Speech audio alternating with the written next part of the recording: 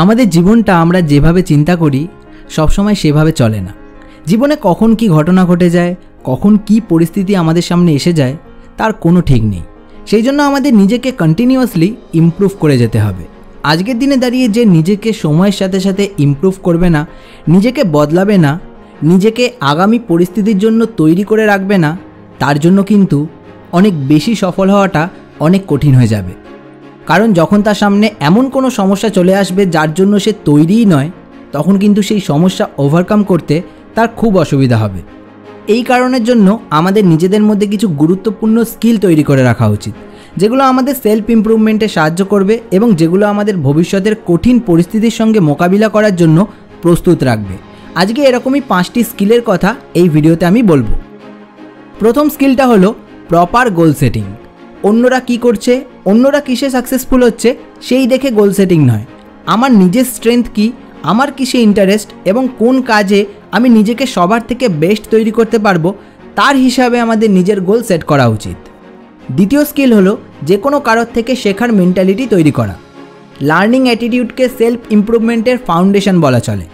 আমরা যেদিন থেকে শেখা বন্ধ করে দেব আমাদের গ্রোথ সেদিন থেকে হয় স্লো হয়ে যাবে, নয়তো থেমে যাবে। কিন্তু যে শিখে চলবে তার গ্রোথ কখনো থামবে না।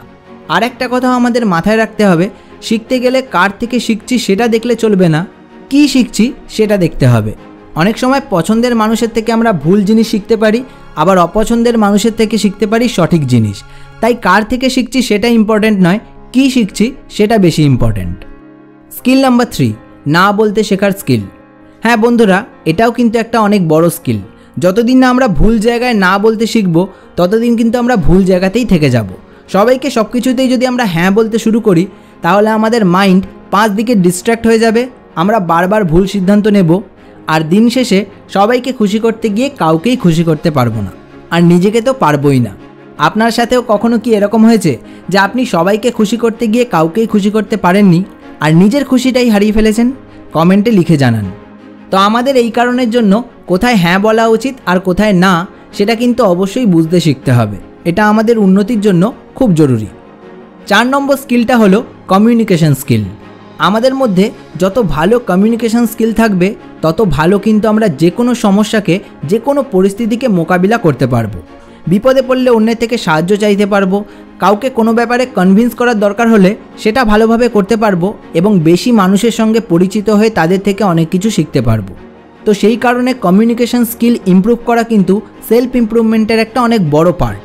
আর 5 নম্বর যে স্কিলটা খুব দরকারি সেটা হলো অতীতকে নিয়ে না পড়ে থেকে বর্তমান আর ভবিষ্যতে ফোকাস করতে শেখা। আমরা অনেকেই এমন আছি যারা অতীতকে ভুলতে পারি না এবং কিছু খারাপ অতীতের জন্য নিজের জীবনকে এক জায়গায় থামিয়ে রাখি। কিন্তু এখনকার এই ফাস্ট দুনিয়াতে গ্রো করতে গেলে আমাদের বর্তমানে এবং ভবিষ্যতে ফোকাস করতে শিখতে হবে। অতীত থেকে যদি কিছু নিতেই হয় তাহলে সেটা হওয়া উচিত একমাত্র শিক্ষা, যাতে একই ভুল আমরা ভবিষ্যতে আবার না করি। কিন্তু সেলফ ইমপ্রুভমেন্টের জন্য আমাদের অতীতকে ছাড়তে শিখতে হবে এবং বর্তমানকে ভালোবাসতে এবং বর্তমানে ফোকাস করতে শিখতে হবে।